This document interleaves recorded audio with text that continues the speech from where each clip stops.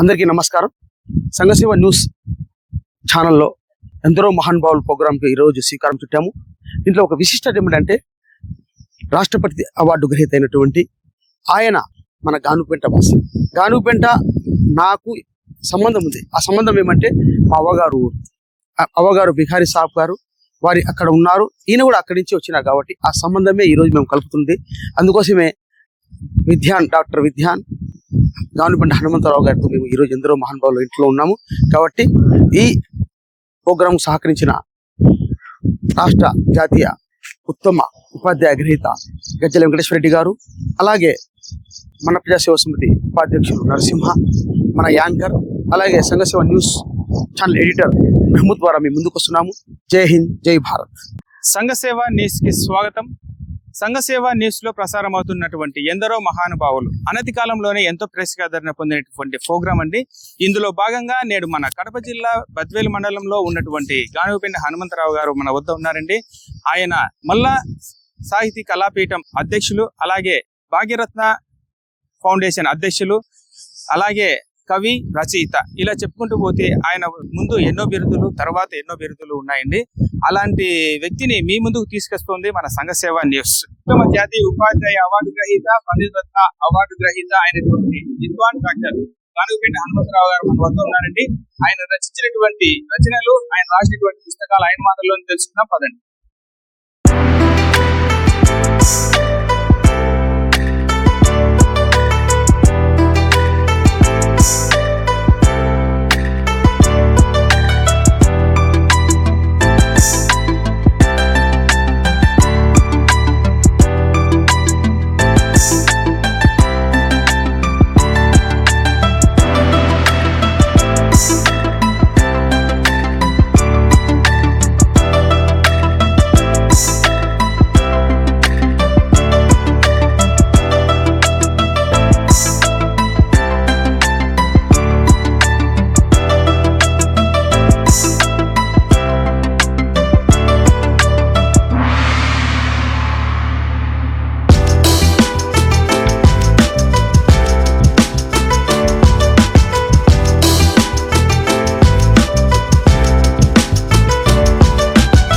Sir నమస్తే sir. ఆశీర్వచనం అండి. సార్, మా సంఘసేవ న్యూస్ ఛానల్ మీ వద్దకు వచ్చింది. మీరు ముందుగా మీ పరిచయం, మీ కుటుంబ నేపథ్యం గురించి మా ప్రేక్షకుల కోసం. నా పేరు గానుగుపెంట హనుమంతరావు అండి. తర్వాత ఏది ఏమైనా కూడా ఎందరో మహనీయులు కార్యక్రమం కింద సంఘసేవ న్యూస్ ఛానల్ ఇటువంటి ప్రముఖులను ఇంటర్వ్యూ చేస్తున్నందుకు నాకు చాలా మహదానందంగా ఉంది. అంతేకాక నిజంగా వారికి నా శుభాకాంక్షలు, హృదయపూర్వక అభినందనలు తెలియజేస్తున్నాను. ఆ ఎండి అయూబ్ ఖాన్ గారికి, అలాగే మన వ్యాఖ్యాత నరసింహ గారికి, ఉత్తమ ఉపాధ్యాయ అవార్డు గ్రహీత సాహితీవేత్త గజ్జల వెంకటేశ్వర రెడ్డి గారికి శుభాకాంక్షలు తెలుపుతూ చాలా మంచి కార్యక్రమాన్ని చేపట్టారు. మన జిల్లాలో చాలా మంది సాహితీ ప్రముఖులు, ప్రతిభావంతులు ఉన్నారు. వాళ్ళందరినీ వెలుగుదీస్తున్న అయూబ్ ఖాకాన్ని అభినందిస్తూ నేను మాది కడప జిల్లా కోరుమామిళ్ళ మండలం కృష్ణంపల్లె సొంత ఊరు. అది ఒక కుగ్రామం. ఒక 100 ఇళ్ళు ఉంటాయి. ఆ కుగ్రామంలో పుట్టి ప్రాథమిక విద్య మా తండ్రి వారి వద్దనే పులిగురు మా తండ్రి నారాయణప్ప గారు గారు ఆయన ప్రాథమిక స్కూల్ హెడ్ మాస్టర్. అక్కడ విద్యాభ్యాసం 5 వరకు చేసినాను. మరి అక్కడి నుంచి తర్వాత హై స్కూల్ విద్య, కళాశాల విద్య పూర్తి చేయడం జరిగింది. చలగిరగిల పంచాయతీలో కృష్ణంపల్లి అంటే ఒక నేపథ్యం ఉంది.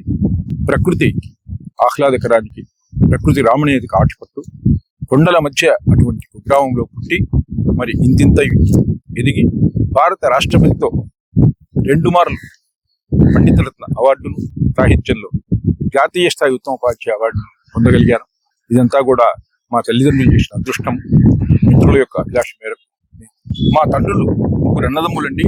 గానుగుపెంట నారాయణప్ప, ఆయన సోదరుడు గానుగుపెంట సుబ్బరాయుడు, ఆయన సోదరుడు గానుగుపెంట నరసింహయ్య.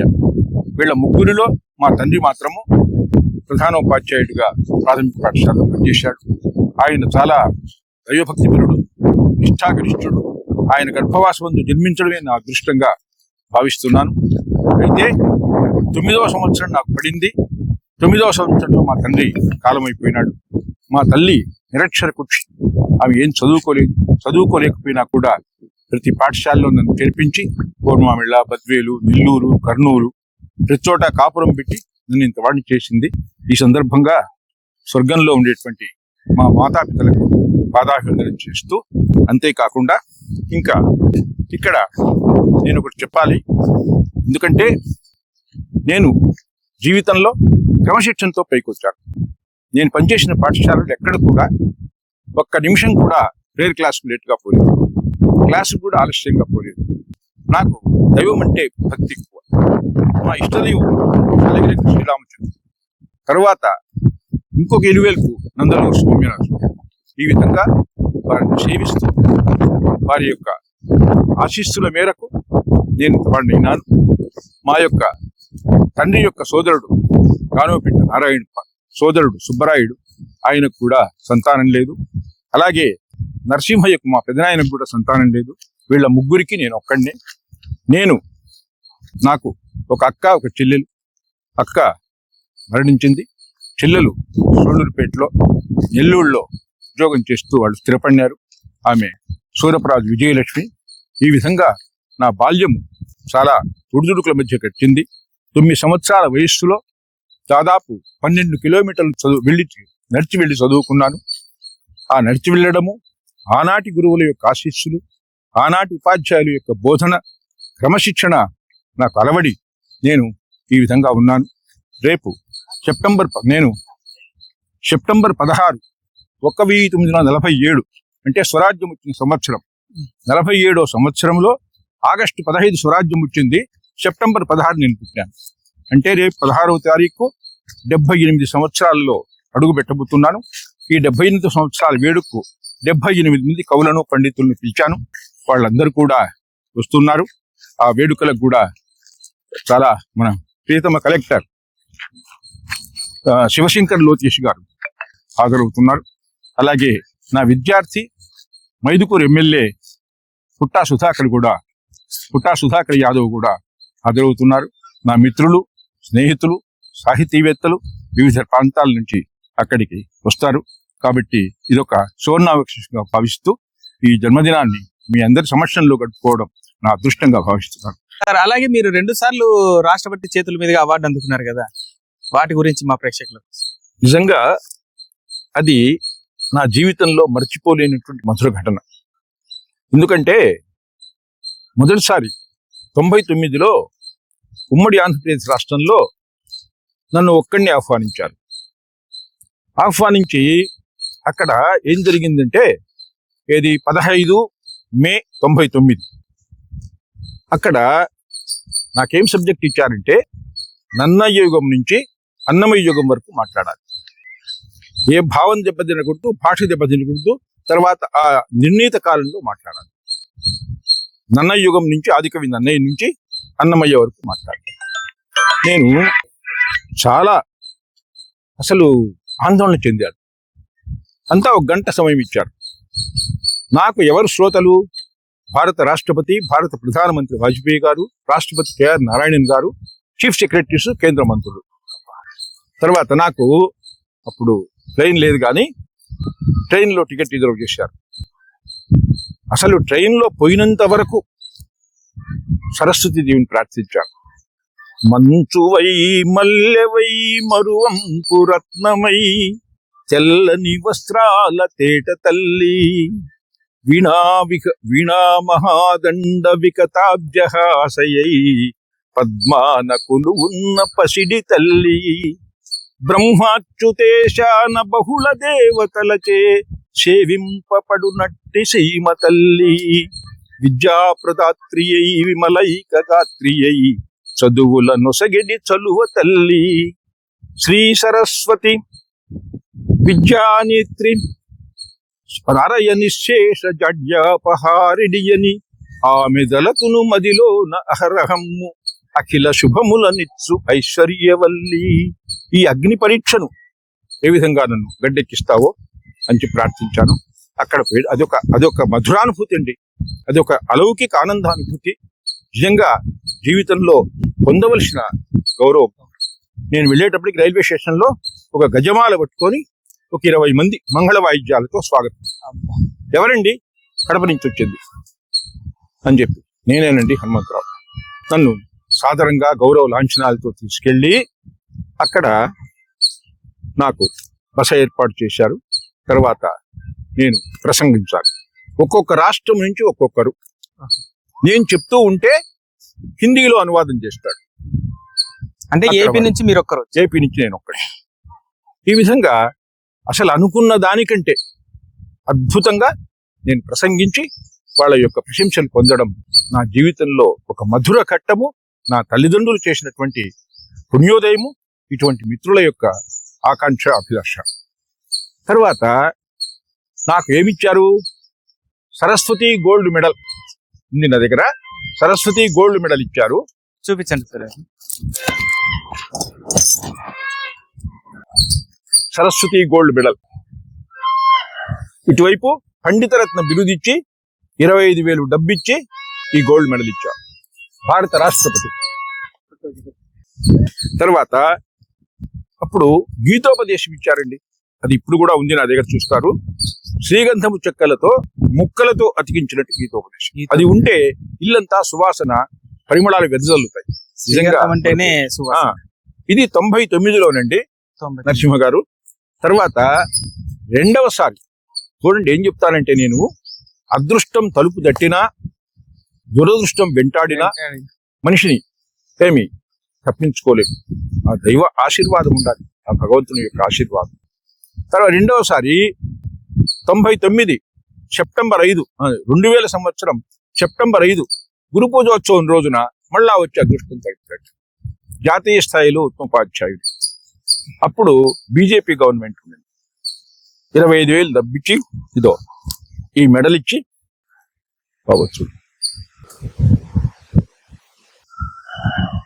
వెనక గానుగుపెంట హనుమంతరావుని.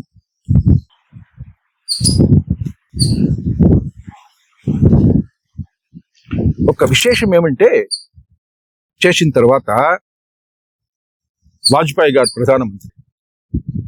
వాజ్పేయి గారు అన్న మాటలు నాకు అసలు ఈనాటికి కూడా చెవిలో మ్రాన్మోగుతున్నాయి. అయ్యా, మీరందరూ ఉత్తమ ఉపాధ్యాయులు, మీకు నేను ఇక్కడి నుంచే పాదాభివందనం చేస్తున్నాను. ఎందుకు? కుర్చీలో నుంచి లేయలేను వయోభారంతో. నాకు మీరు ప్రత్యక్షంగా ఉపాధ్యాయులు కాకపోయినా పరోక్షంగా నాకు విద్య నేర్పిన ఉపాధ్యాయుల సాటి మనుషులు మీరు. పరోక్షంగా మీరంతా ఉపాధ్యాయులు. మీకు శిరస్సు వంచి పాదాభివందనం చేస్తున్నారు. ఉపాధ్యాయ వృత్తికి గౌరవం తీసుకురాండి. ఉపాధ్యాయ వృత్తిలో నైతిక విలువలు పాటించండి అని అన్నారు. అసలు పొంగిపోయినామండి.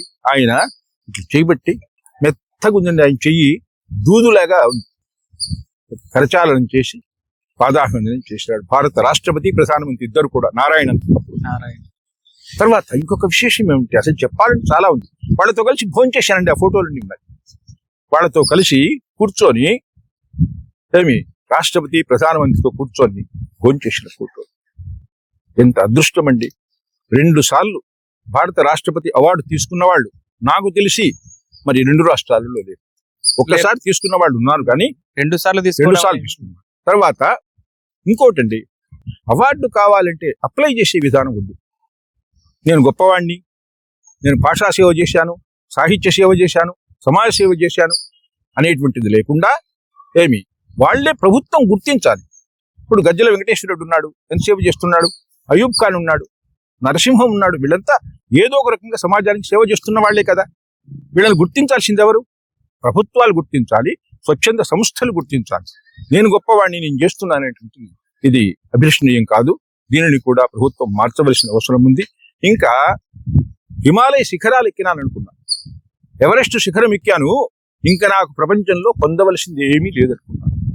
అయితే అన్నిటికంటే కొత్త నాకు, నేను చాలా సంస్థలు స్థాపించాను.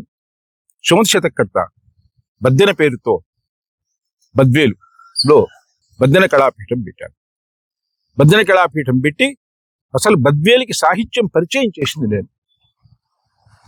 రాయలసీమలో ఉండే అవధానులందరితో అవధానాలు చేయించాను. మరి అంతేకాకుండా నాకు విద్యాభ్యాసంలో విద్య నేర్పిన గురువు ఖాజీపేటలో సజీవంగా ఉన్నాడు 97 ఏళ్ళు మల్లారెడ్డి గారు. వారిని గురు పూజోత్సవానికి తీసుకెళ్లి వారిని వారి భార్యను కారులో తీసుకెళ్లి పూల మీద నడిపిస్తూ మంగళ వాయిద్యాలతో వాళ్ళని సగౌరవంగా గౌరవించారు. ఇప్పటికీ ఆయన ఆరోగ్యంగా ఉన్నారు. ఏం సార్ మీ ఆరోగ్య రహస్యం? 97 ఏళ్ళైనా కూడా మీరు బాగున్నారు. నేను బీరకాయ రసం తాగుతానండి, గుమ్మడికాయ రసం తాగుతాను, తర్వాత సొరకాయ రసం తాగుతాను, పుదీన రసం తాగుతాను రోజు ఒకటి. ఆయన గుణ ఎక్కిపోతాడు, మెట్లు పైన మిద్ది మీద తిరుగుతాడు. నాకు విద్య నేర్పిన గురువుల్లో ఆయన ఉన్నాడు. గురువుకు నమస్కారం. అలాగే విద్వాన్లో సరస్వతి పుత్రులండి, నఖశిఖ పర్యంతము కవిత్వం చెప్పగలిగిన వాళ్ళు గుడాలి సుబ్రహ్మ శాస్త్రి, తంగి శ్రీరామమూర్తి, కె రామానుజాచార్యుడు, ఉప్పల సుబ్రహ్మణ్యం, గాజులపల్లి నరసింహం, పోత పోసినటువంటి సరస్వతి పుత్రులండి వాళ్ళు. అటువంటి వాళ్ళ దీంట్లో చదువుకోవడంలో మళ్ళా నేను ఎంఏ ప్రైవేట్గా ఎస్ యూనివర్సిటీలో పూర్తి చేశాను. అలాగే మీరు రచించిన రచనలు, అలాగే మన కవయిత్రి మురళ గురించి. ఏం లేదండి, నాకు బాల్యం నుంచి కూడా మన సంస్కృతి అన్నా సాంప్రదాయం అన్నా చాలా మక్కువ ఎక్కువ. అంతేకాకుండా మన భాష కనుమరుగైపోయింది, మన వేషం పోయింది, మన సంస్కృతి పోయింది, సాంప్రదాయం పోయింది.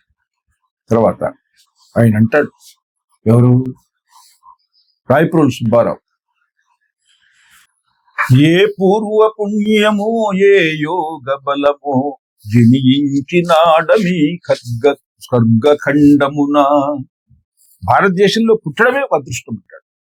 భారతదేశం గాలి పీల్చడము, భారతదేశం నీళ్లు తాగడము, భారతదేశంలో ప్రముఖుల యొక్క ఆశీస్సులు లభించడము, జీవనదులు పుణ్యనదులు ఉండడం, ఇన్ని పవిత్రమైన క్షేత్రాలు ఎక్కడా లేవు.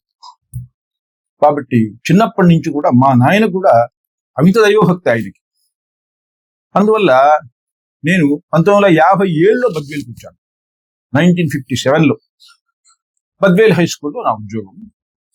చూడు, నాకు ఒక తమాషా, విద్యార్థి జీవితం అక్కడే, తర్వాత ఉద్యోగం అక్కడే, పదవీ విరమణ చేయడం ఆ ప్రాంతం.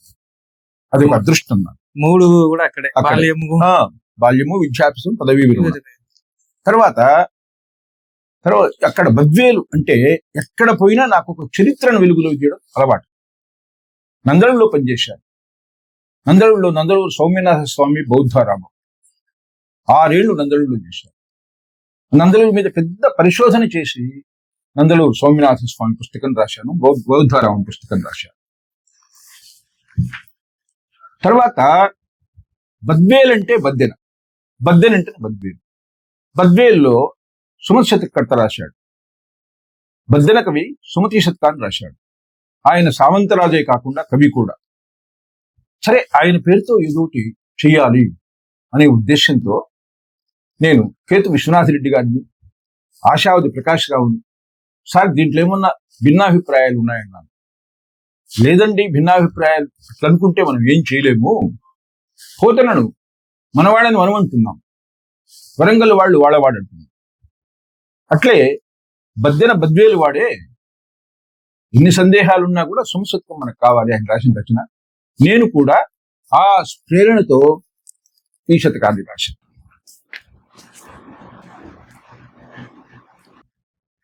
సుమతి శతకంలో ఏ విధంగా నీతులను చెప్పాడో ఆ విధంగా అదే విధంగా దీంట్లో కూడా నీతులు చెప్పాడు.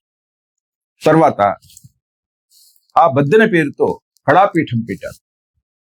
కళాపీఠం పెట్టిన తర్వాత మళ్ళా భూతపురి సుబ్రహ్మణ్య శర్మ గారు, నాయన బద్వేలికి గోపవరం దగ్గరలో ఉందిరా, ఆ గోపవరంలో ముల్ల జన్మించింది, ఆమె ఆరాధించిన దేవాలయాలు ఉన్నాయి, ఆమె నివసించిన ఇల్లు ఉంది, ఆమె కూర్చొని రామాయణం రాసిన బండ ఉంది, ఆమె స్నానం చేసిన సరస్సు ఉంది, ఇవన్నీ చిత్రాల్లో ఉన్నాయి. ఆమె పేరుతో ఒక పీఠం పెట్టు అని కవి సార్వభౌమ శతావధాని డాక్టర్ కీర్తిశేషులు భూతపురి సుబ్రహ్మణ్య శర్మ గారు, ఆయన ఇన్స్పిరేషన్ తో అక్కడ ఐలావజ్జుల రామకృష్ణ శాస్త్రి, ఇవన్నీ తెలియాల్సిన విషయాలు ఉన్నాయి భావితరాలకు.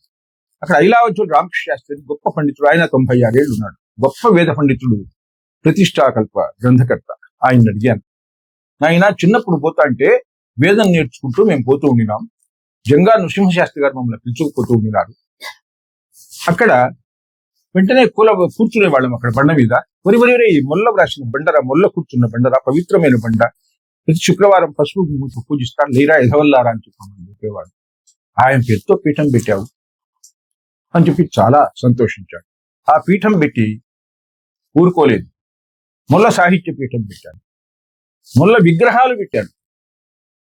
గోపవరంలో ఒకటి పెట్టాను, కడప కోర్టు సర్కిల్లో ఒకటి పెట్టాను. ఆమె పేరుతో ఒక 5 రూపాయల స్టాంప్ రిలీజ్ చేయించాను. ఆమె పేరుతో ఒక 5 రూపాయల స్పెషల్ కవర్ రిలీజ్ చేయించి బద్వేల్ దగ్గర గోపవరంని ధృవీకరించారు ఆధారాన్ని. ఇంగ్లీష్లో, హిందీలో వేశారు కవర్ వెనుక. అంతేకాకుండా శ్రీకృష్ణదేవరాయల పాత్ర పోషించి ఆ మొల్ల మీద లఘు చిత్రం నిర్మించాం. కళాకారులు కూడా మీరు నటన కూడా శ్రీకృష్ణదేవరాయల వేషం వేసి. అదేగా కడపోత్సవాలలో కూడా గుర్రం మీద కడపంతా తిరిగి కళాక్షేత్రంలో నేను సభ నిర్వహించాను. అదేవిధంగా బద్వేల్లో కూడా గుర్రం మీద కూర్చొని మొల్ల జయంతి సభలు చేశాను. ఇవన్నీ ఎందుకు చెప్తున్నానంటే, అంతేకాకుండా గోపవరంలో కందుకూరి వీరేశలింగం పంతులు వచ్చాడు. ఇవన్నీ చరిత్ర అంటే తెలియదు మన భావితరాలకు. 18వ శతాబ్దంలో గోపవరానికి ఎవరు వచ్చారు? సంఘ సంస్కర్త కందుకూరి వీరేశలింగం పంతులు. ఎందుకు వచ్చినాడు? తాళపత్ర గ్రంథాలు తీసుకుపోయడానికి వచ్చినాడు. 60 ఇండ్ల అగ్రహారం అది. ప్రతి ఒక్కరూ పండితులు, గొప్ప గొప్ప వాళ్ళు. అక్కాపత్తులు నారాయణ శాస్త్రి, సుస్వరం కృష్ణమూర్తి, గొప్ప గొప్ప వాళ్ళు పండితులు ఉన్నారు. అయ్యా, నాకు తాళపత్ర గ్రంథాలు ఉంటే ఇవ్వండి అంటే ప్రతి ఇంటి నిండా అటవుల మీద తాళపత్ర గ్రంథాలు. అవన్నీ బండితో దోని కందుకూరి పేషించాడు, బండితో. ఇది ఒక చరిత్ర. మరి ఈ విధంగా నిరంతరము మొల్ల సేవ చేస్తున్నాను. నేను పుట్టింది పోర్మావిళ్ళ మండలం చల్లగిరిగల పంచాయతీ కృష్ణంపల్లి. అక్కడ చల్లగిరిగల చాలా హిస్టారికల్ టెంపుల్, జన్మేజయ ప్రతిష్ఠ. అది అటువంటి జన్మేజయ ప్రతిష్ఠ పవర్ఫుల్ టెంపుల్, ఏ కోరికైనా కూడా. దాని మీద కూడా మరో భద్రాద్రి చల్లగిరిగల అని ఒక పుస్తకం రాశారు. తర్వాత మహిళలకు స్ఫూర్తిగా, విద్యార్థులకు స్ఫూర్తిగా మహిళా స్ఫూర్తి కవయిత్రి మొల్ల అని పుస్తకం రాశారు. మరి 65 సంవత్సరాలు వచ్చిన సందర్భంగా నేను అప్పుడు 65 మంది కవులను పిలిచి 12 జిల్లాల నుంచి ఉమ్మడి రాష్ట్రంలో ఇక్కడ వాళ్ళ మీద కవితా ప్రసూనాలు రాయించి నా మీద ఆశీస్సుల వర్షం కురిపించారు. ఆ సందర్భంగా హనుమద్ వికాసం అనే పుస్తకం రాశాను. నా పేరుతో హనుమ తేజం అని ఒక పుస్తకం వేశాను. ఈ విధంగా రాయలసీమలో కరువు వచ్చినప్పుడు ఈనాడు పాత్రికేయునిగా ఉన్నాను. నేను 13 సంవత్సరాలు ఈనాడు బద్వేల్ తాలూకాకు పాత్రికేయునిగా ఉన్నాను. 1982లో భయంకరమైన కరువు వచ్చింది. ఆ కరువు వచ్చినప్పుడు రాయలసీమ కరువు కథలు అని 13 కథలు రాశాను. అటువంటి 13 కథలు కూడా అచ్చు కావలసి ఉంది, అవి ముద్రితములు కాలేదు. ఈ విధంగా సాహితీ వ్యాసంగం. నాకు ఎందరో కవులు, నండూరి రామకృష్ణమాచార్య, అంతేకాకుండా మన ద్వానాశాస్త్రి, ఆచార్య జీవి సుబ్రహ్మణ్యం, పుట్టపర్తి నారాయణాచార్య, గడియారం శేషశాస్త్రి, భూతపల్లి సుబ్రహ్మణ్య శర్మ, జానమద్ది హనుమశాస్త్రి, వీళ్ళందరూ కూడా నాకు ఆరాధనీయులు. అంతేకాక రాయలసీమలో ఉండే అవధానుడు డాక్టర్ నరాల రామారెడ్డి, భూతపల్లి సుబ్రహ్మణ్య శర్మ, తర్వాత పోతే ఆశావాది ప్రకాశ్రావు, వీళ్ళందరితో మాడుగుల నాగపుని శర్మ, మేడసాని మోహన్, ఆముదాల మురళి, లోకా జగన్నాథ శాస్త్రి, వీళ్ళందరూ రాయలసీమలో ఎంతమంది అష్టావధానులు, శతావధానులు ఉన్నారో వాళ్ళందరినీ బద్వేలికి పిలిచి సాహిత్యాన్ని పరిచయం చేసింది. ఎందుకంటే మనం మరణించినా జీవించాలి. చనిపోయినా కూడా ఇదో హనుమంతరావు పని చేశాడు, గజ్జల వెంకటేశ్వరరెడ్డి పని చేశాడు, మన నరసింహ పని చేశాడు, అయూబ్ ఖాన్ పని చేశాడు అనేటువంటిది మన యొక్క కాంట్రిబ్యూషన్ సొసైటీలో ఉండాలని నా తపన. అంతేకాకుండా వచ్చే జన్మంటూ ఉంటే నేను ఉపాధ్యాయునిగానే జన్మించాలి, కవిగానే జన్మించాలని నా ఆశ. ఎందుకంటే ఉపాధ్యాయుడు, నేను చెప్పాను, గురు పూజోత్సవం ఇంజనీరింగ్ కళాశాలలో పిలిచాను నన్ను. గురువుకున్నటువంటి గౌరవం ఎవ్వరికీ లేదు. భారత రాష్ట్రపతి కూడా గురువుకు శిష్యుడే, ప్రధానమంత్రి శిష్యుడే. ఈరోజు మైదుకూరు ఎమ్మెల్యే శ్రీ పుట్టా సుధాకర్ యాదవ్ నాకు ప్రేశిష్యుడు. 6వ తరగతి నుంచి 10వ తరగతి వరకు మన బ్రహ్మంగారి మఠం మండలం పలువురాళ్లపల్లిలో చదువుకున్నాను. పలువురాళ్లపల్లిలో నేను అప్పుడు తెలుగు పండిట్గా ఉన్నాను. చూడండి, ఆ గుర్తు పెట్టుకొని అసలు సర్వేపల్లి రాధాకృష్ణ ఏమంటాడు? ఉపాధ్యాయుడే నా సందేశం, ఉపాధ్యాయుడే నా సంకేతం అంటాడు. అత్యున్నత పదవి భారత రాష్ట్రపతి అధిరోహించినా కూడా ఆయన ఉపాధ్యాయ వృత్తిని గుర్తుపెట్టుకున్నాడు. అటువంటి ఉపాధ్యాయ వృత్తి దొరకడం చాలా కష్టము. నేను ఇంజనీర్ కాకపోతేనే, డాక్టర్ను కాకపోతేనే, ఇంకొకటి కాకపోతేనే అనుకోవాల్సిన పని లేదు. ఉపాధ్యాయుని కంటే ఉన్నతుడు ప్రపంచంలో లేడు. అది ఉపాధ్యాయ దినోత్సవం రోజు మనకు రుజువు అవుతుంది.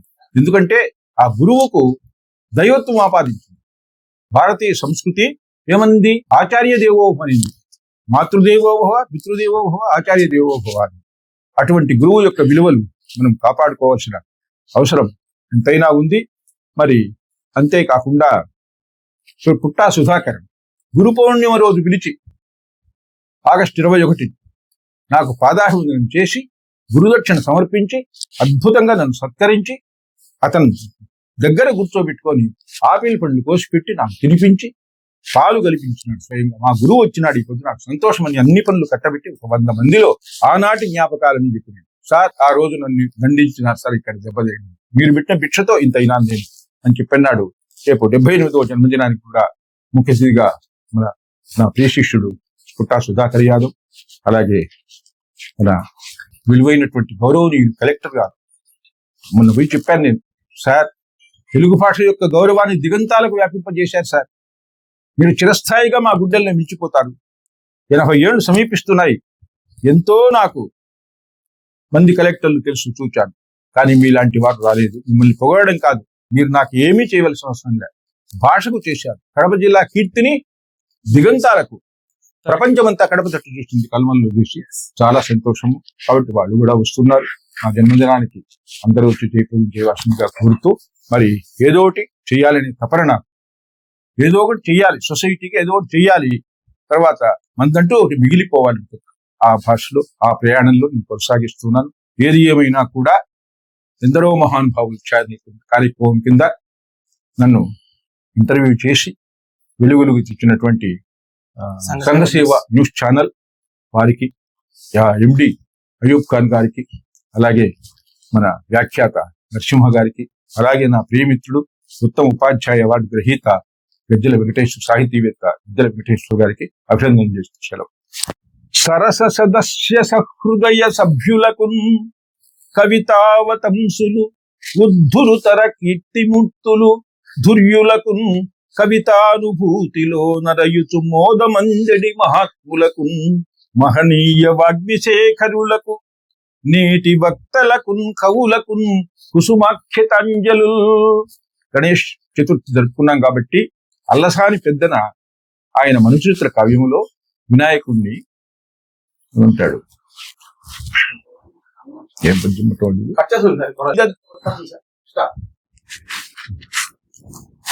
తల్లిదండ్రి మీద దయలేని పుత్రుండు పుట్టనేమి వాడు గిట్టనేమి, పుట్టలోన చెదలు పుట్టదా గిట్టదా విశ్వదాభిరామ వినురవేమా.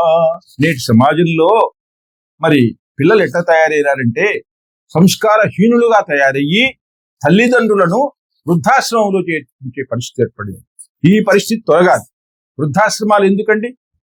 తల్లిదండ్రులు అంత కష్టపడి చదివించి పెంచి పెద్ద చేస్తే నీవు ఏమి తల్లిదండ్రుల యొక్క శ్రమను గుర్తించకుండా, వారిని ఈసడించుకొని, వారిని తృప్తిపరచకుండా, వారిని ప్రేమించకుండా, గౌరవించకుండా వృద్ధాశ్రమాలు చేరుస్తావా?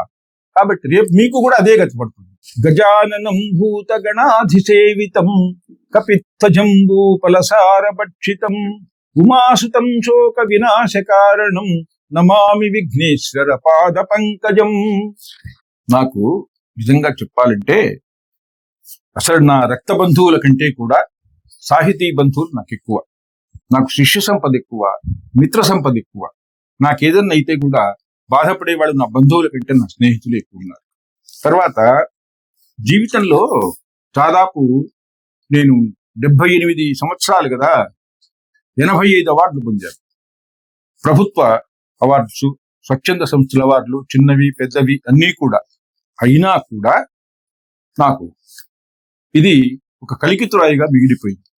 ఎందుకంటే మరి 2 సార్లు భారత రాష్ట్రపతి అవార్డు తీసుకోవడము, రాష్ట్రపతులతో ప్రధానమంత్రులతో కలిసి భోంచేయడము, తర్వాత వాళ్ళు సైట్ సీయింగ్ చేయించారంటే చుట్టూ ఆగ్రా, మధుర ఇవన్నీ చూపించినారు.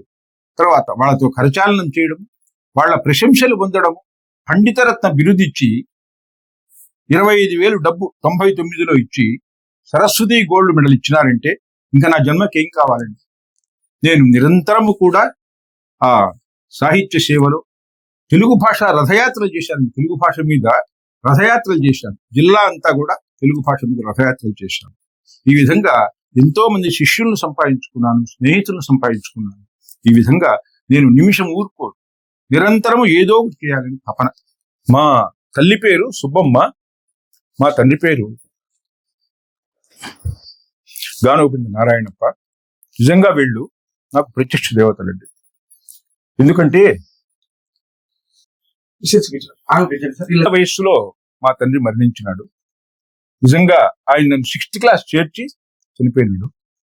అయినా కూడా మా అమ్మ పట్టుదలతో, నిజంగా ఒకటే నేను చెప్పేది, తల్లిదండ్రులకు నమస్కరిస్తే ఏ రోజు ప్రాతకాలములో అల్లా కాదు, క్రీస్తు కాదు, కృష్ణుడు కాదు, రాముడు కాదు, తల్లికి తండ్రికి నమస్కరిస్తే ఆ రోజు విజయం. ప్రతిరోజు నేను, వాళ్ళు లేరు సజీవులుగా, అయినా కూడా నమస్కరించి పోతూ ఉంటాను. బ్రతికి ఉన్నప్పుడు ఆమె పడుకొని ఉంటుంది, నేను కడపకు వస్తూ ఉంటాను, కాళ్లకు దుప్పటి కప్పుకొని ఉంటుంది. అది తేరా ఎక్కడికి పోతున్నావు, నమస్కారం చేసి తల పెట్టి నమస్కారం చేసి హృదయపూర్వకంగా, అయినా తొందరగా రా, జాగ్రత్త, వేడవుతుంది, మజ్జిగ తాగు, టయానికి భోంచి అని చెప్పేది. వాళ్ళ ఆశీస్సులతోనే ఈరోజు ఎన్నో అవరోధాలు, జీవితంలో ఎన్నో ఒడిదుడుకులు, ఎన్నో ఎత్తుపల్లాలు, ఎన్నో చీకటి వెలుగులు అన్నీ అధిగమించినారు. కాబట్టి ప్రారంభించిన పనిని మనం అది పూర్తి చేయకుండా వదిలిపెట్టాం. అది నా సందేశం. పఠనాశక్తి తగ్గిపోయింది, యూత్ చదవడంలే, చదవాలి, బాగా జ్ఞానాన్ని సంపాదించాలి. కాబట్టి షో చేస్తే కాదు, సత్తా అనేది ఉండాలి. కాబట్టి ఎప్పుడు కూడా యూత్ అనేది పుస్తకాలు చదువుతూ ఏమి వెనక్కు తగ్గకూడదు. ఆరంభింపరు నీచమానవులు విఘ్నాయాస సంత్రస్తులై, ఆరంభించి పరిత్యజింతురు విఘ్నాయస్తులై మధ్యముల్, ధీరుల్ విఘ్న నిహన్యమానులగుచున్ భృత్యోన్నతోత్సాహులై, ప్రారబ్ధార్థములు జగింపరు సుమి ప్రజ్ఞానిధుల్ కావునన్. జీవితంలో మానవులను 3 విధాలు విభజించినాడు భర్తృహరి. ఏమి ఉత్తములు, మధ్యములు, అధములు. ఏమి అధములున్నారే మంచి పనుల జోలికే పోరు, ఏం జరుగుతుందో భయపడతారు. మధ్యములున్నారే పోయేసి కష్ట నష్టాలకు భయపడి వదిలేస్తారు. ఉత్తములు ఉన్నారు చూడండి, చావు గాని బతుకు గాని నిద్ర, ఆహారం, కష్ట సుఖాలు ఎన్నైనా భరించి ఏటికి ఎదురీది అనుకున్న దాన్ని సాధిస్తారు. ఇదే నా సందేశం యూత్ అంతా కూడా. బాగా చదవాలి, ఏమి పురోగమనం ఉండాలి, తిరోగమనం ఉండకూడదు, వెనక్కి అడుగు వేయకూడదు. కష్టాలు సహజం. ఒక్కొక్కరిని ఉదాహరణ తీసుకోండి, అబ్దుల్ కలాం తీసుకోండి. ఎటువంటి వాళ్ళండి, ప్రకాశం పంతులండి, మన వీధిలేట్ల కింద చదువుకున్నాడు, ముఖ్యమంత్రి అయినాడు. మరి ఆయన అబ్దుల్ కలాం గారు ఆయన చేపలు పెట్టేవాడు, పేపర్ బాయ్గా పనిచేసేవాడు. అటువంటి వాడు ఒక శాస్త్రవేత్తలో పురోగతి సాధించి భారత రాష్ట్రపతి స్థాయికి. వాళ్ళందరూ ఇలాంటి వాళ్ళు ఎంతో మంది ఉన్నారు.